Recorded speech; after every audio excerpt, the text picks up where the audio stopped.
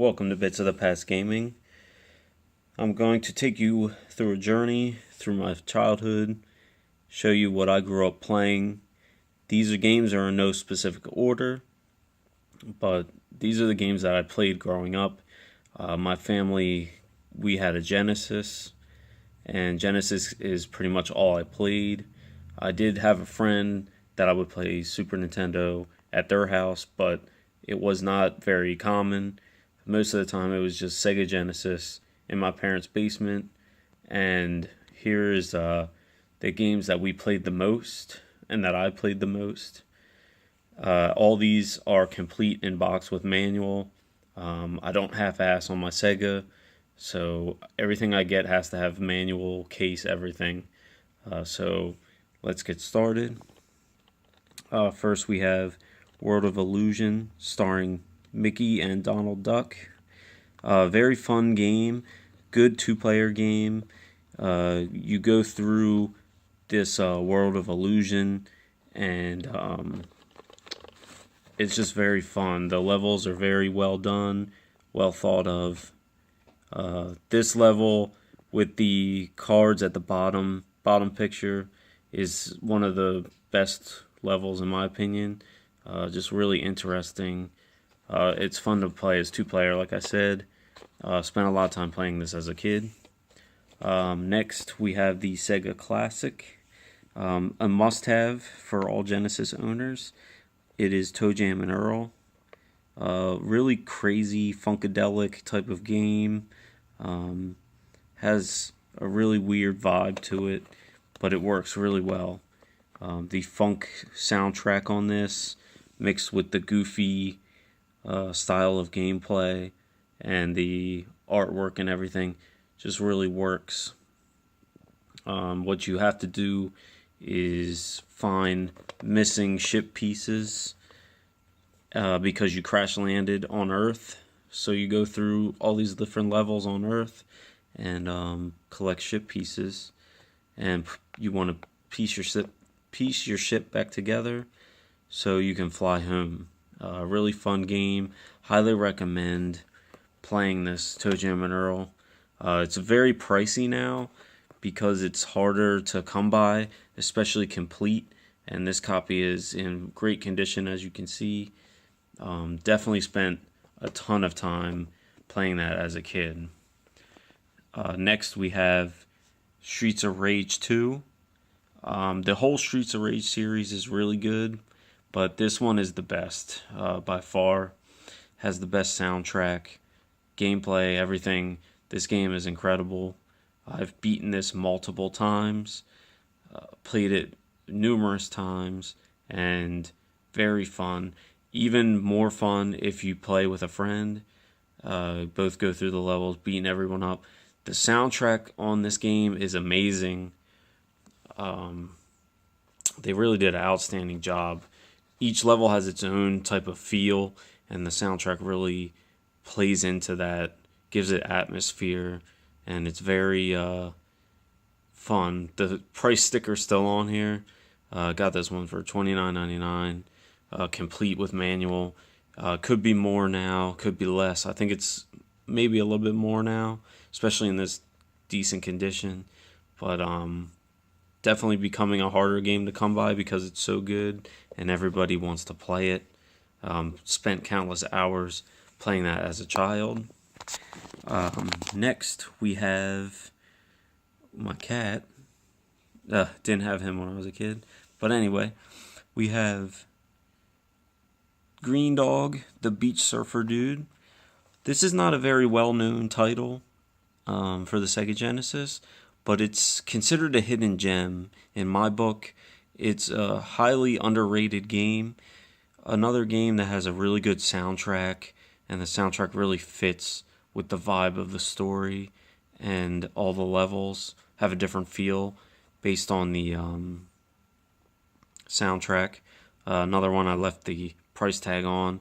This one's in very good condition as well, and this game is really fun. You're this guy who gets stranded on a beach, and you have a shell necklace on, and in order to be free of whatever the curse is, then you need to go collect different shell pieces, I believe. It's been a while since I played it, but I'm trying to remember the storyline.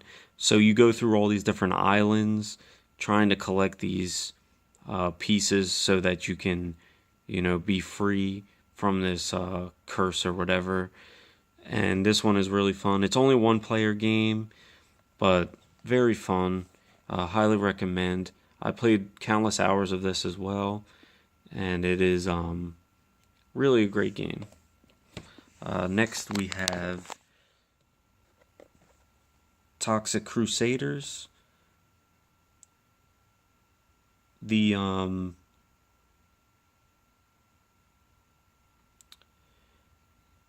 This was based on a movie, and then they made games off of it. I think there's a Toxic Crusader for the regular Nintendo, and then they have this one for Genesis. Toxic Crusaders. It's a hard game, but it's a fun game, and it is 1 or 2 player, so you can play with a friend. And the premise of this is really silly and goofy, but it is really fun to play. The one guy throws boogers, I believe, and if you're the main character, you have a mop, and then there's another guy that you can play as. I can't remember. It's been a long time since I played this, but it's very fun. You just go through and try to clean up, toxic spills and pollution. Just a really goofy but fun game to play. It is relatively difficult, but it's just fun, and it's fun to play with a friend. Played that countless hours as a child as well. Next we have NBA Jam Tournament Edition. Really great game. Fun to play.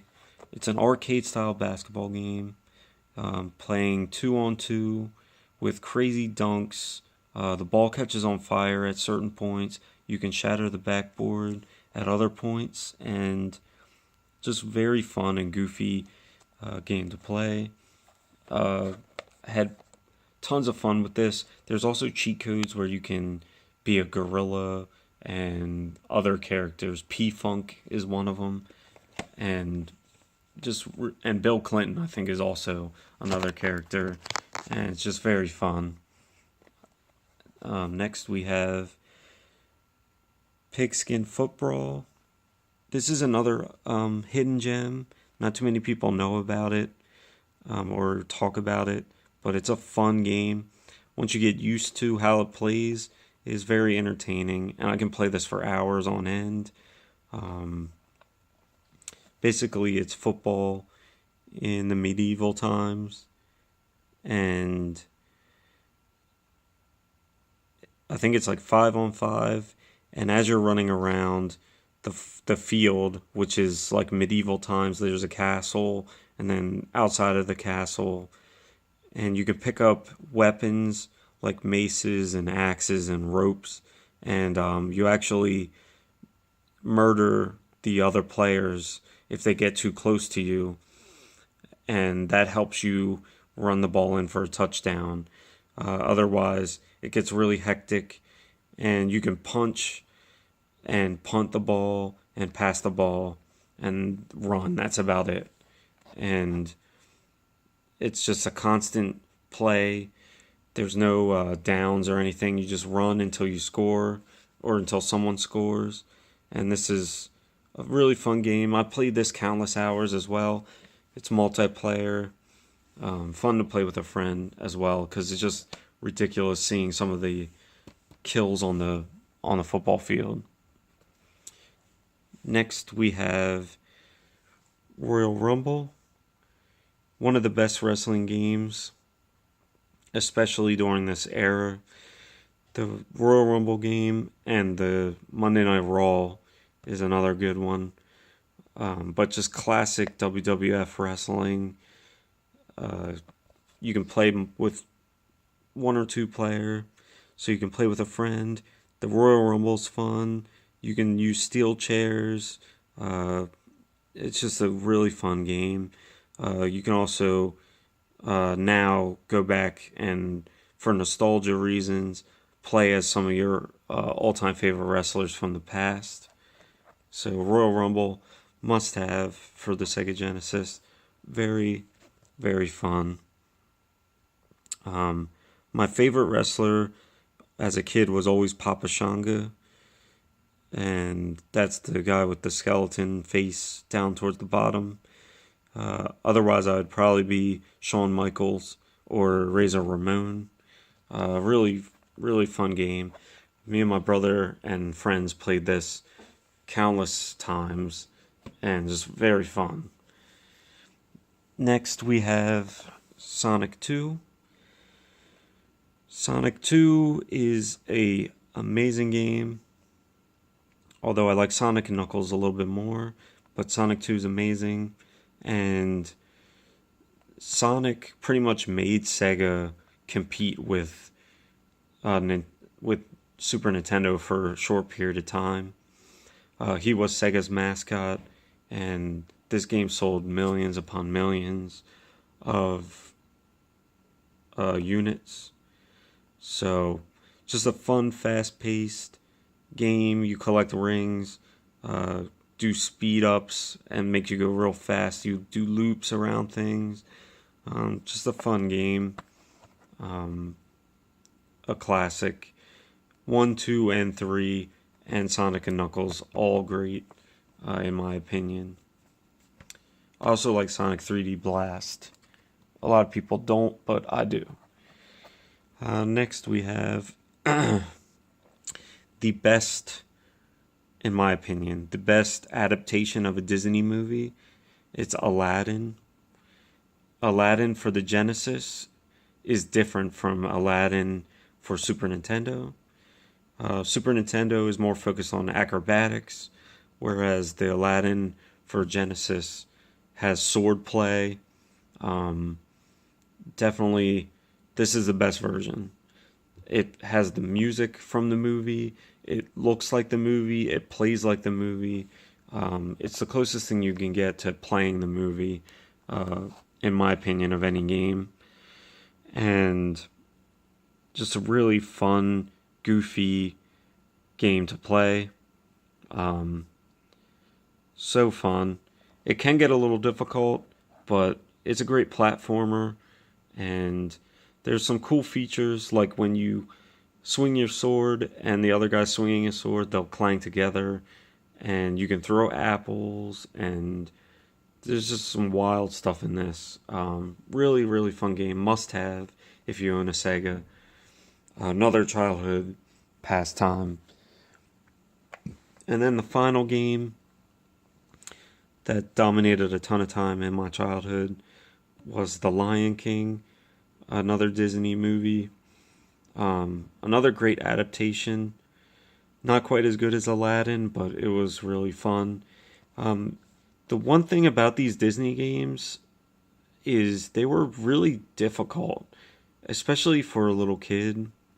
And there were some levels in this that were just very difficult and had me thinking, how, as a child, are you supposed to beat these? But maybe that was the point. They don't want you to beat it so that you keep playing.